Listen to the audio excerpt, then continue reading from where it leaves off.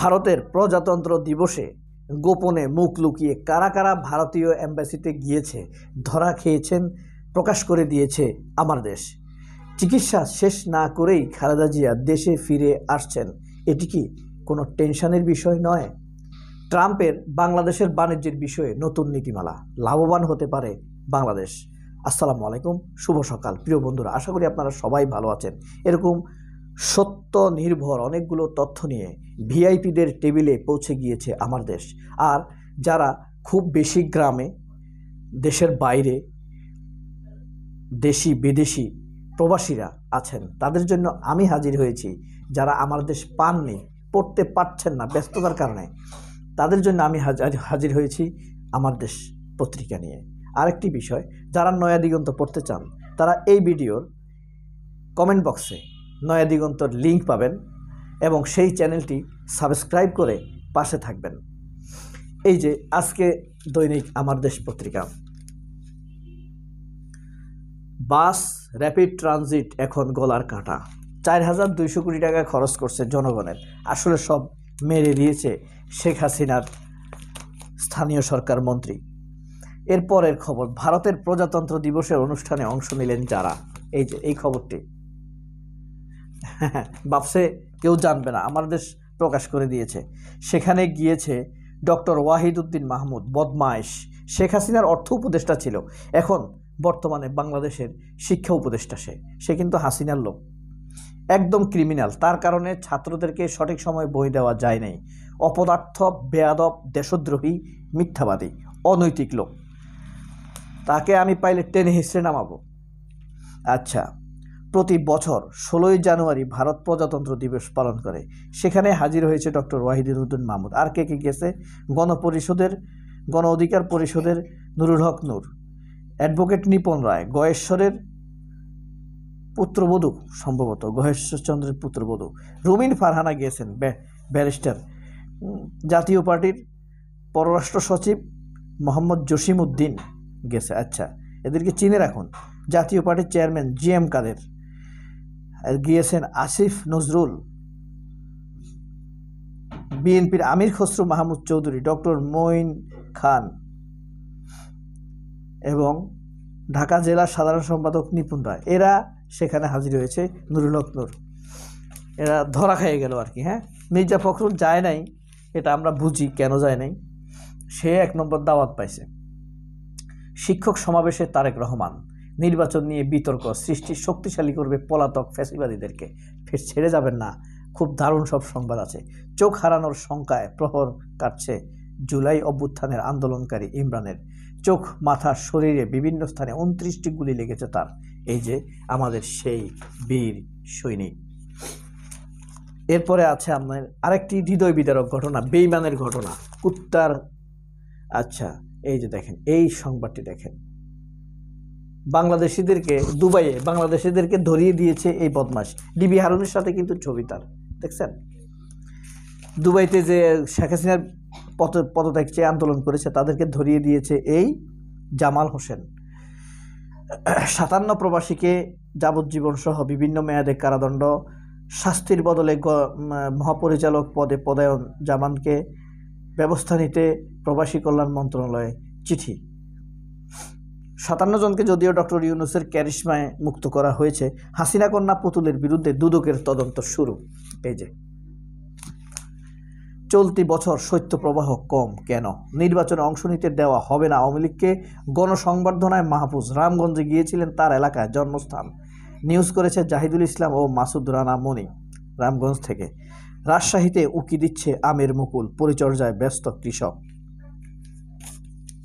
আচ্ছা, এখন আপনারা কিন্তু চলে যাবেন না, সুন্দর সুন্দর আরও কিছু সংবাদ ভিতরে আছে। খেলার খবর পড়ার আগে আপনাদেরকে সম্ভবত আন্তর্জাতিক খবরটা পড়ালে বেশি ভালো হয়। সেখানে দেখেন, ক্ষতিগ্রস্ত হবে ফিলিস্তিনি সমর্থক ও শিক্ষার্থীরা। কিসে? যদি ট্রাম্পের মুসলিম নিষেধাজ্ঞা আসে, ফিলিস্তিনি ছাত্ররা বেশি ক্ষতিগ্রস্ত হবে। 4 নারী ও সেনার বিনিময়ে মুক্ত 200 ফিলিস্তিনিকে ছেড়ে দিয়েছে। আর ফিলিস্তিন 4 জন নারী সেনাকে ছেড়ে দিয়েছে। ফিলিস্তিনিরা কিন্তু বন্দীদের সাথে অত্যাচার করে না, কিন্তু ইসরায়েলিরা তা করে। সুদানের হাসপাতালে ড্রোন হামলায় নিহত অন্তত 30। বিদেশে সব ধরনের সহায়তা স্থগিত করেছে আমেরিকা। আমেরিকার ভিসা নিয়ে উৎকণ্ঠায় ভারত টেনশানে তাদের 7 লাখ অবৈধ ভারতীয়দেরকে পাঠিয়ে দিতে পারে। ভারতের অস্ত্র কারখানায় বিস্ফোরণ, নিহত 8। ভারতে অস্ত্র কারখানায় বিস্ফোরণ হয়েছে, 8 জন নিহত হয়েছে। এটা একটা কিন্তু মারাত্মক খবর। ভারপ্রাপ্ত অধ্যক্ষ মোবাশ্বেরের বিরুদ্ধে পাহাড় সম অভিযোগ। ধানমন্ডি আইডিয়াল কলেজ আওয়ামী লীগের সঙ্গে সখ্য, কাগজপত্র গোপন জালিয়াতি। বদমাইশগুলারে রাখা উচিত না। এবারের বইমেলায় থাকছে 800 স্টল। মেট্রো রেল চলাচলে 2 দফা বিঘ্ন, ভোগান্তি। ভারতে বাংলাদেশি নারীকে ধর্ষণের পর হত্যা, এই হলো ভারতের চরিত্র। দেশে ফিরেছে প্রধান উপদেষ্টা। খেলাফত মজলিসের নতুন আমির আব্দুল বাসিত এবং মহাসচিব আব্দুল কাদের। এবার দেখুন আপনাদেরকে কি দেখায়, সেটি হলো, এটা তো গেল, আলেম নির্যাতনের ব্যাপারটা বলে নিই না। পুলিশের অত্যাচারে 5 বার বাসা পরিবর্তন করেছেন মাওলানা মোশাররফ হোসাইন। আওয়ামী লীগের আলেম নিপীড়ন, পড়ানো হয় দান্ডাবেড়ি, হ্যান্ডকাফ, 4 দিন রিমান্ডে, 3 মাস 21 দিন জেল। মাদ্রাসার পরিচালক পদ থেকে বাদ দেওয়া হয়।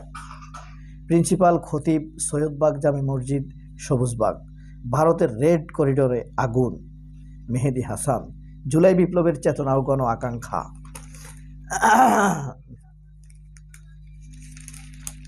এরপরে দেখেন, ইত্যাদিতে মির্জা ফখরুল প্রচার আগামী শুক্রবার। মানে ইত্যাদিতে মির্জা ফখরুলকে দেখাবে।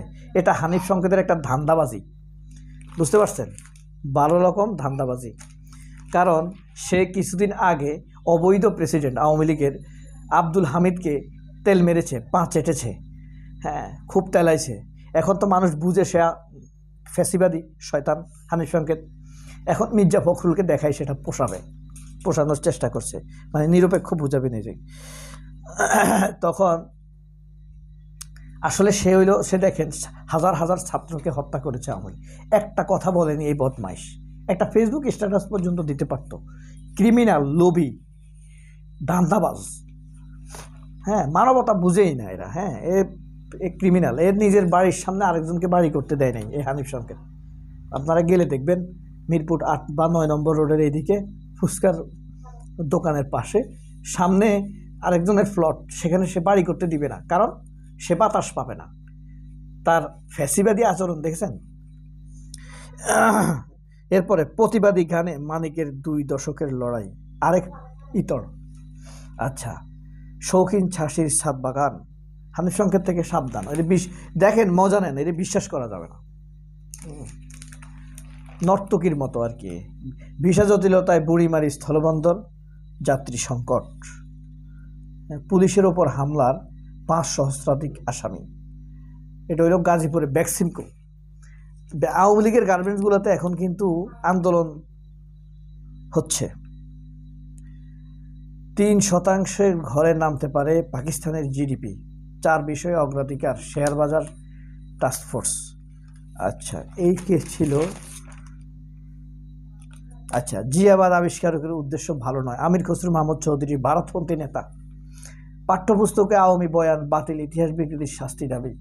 সংস্কার করতে জাতীয় সরকারের বিকল্প নেই। আমির খসরু কিন্তু ভারতপন্থী নেতা। আমির খসরু, মির্জা ফখরুল, এরা রিজভি না, রিজভি তালে তালে কথা বলে, রিজভি ভারতপন্থীরা। আচ্ছা, এরা বিএনপি করে ব্যবসা বাণিজ্য টিকানোর জন্য। হ্যাঁ, এরা আসলে বিএনপিকে ভালোবাসে না।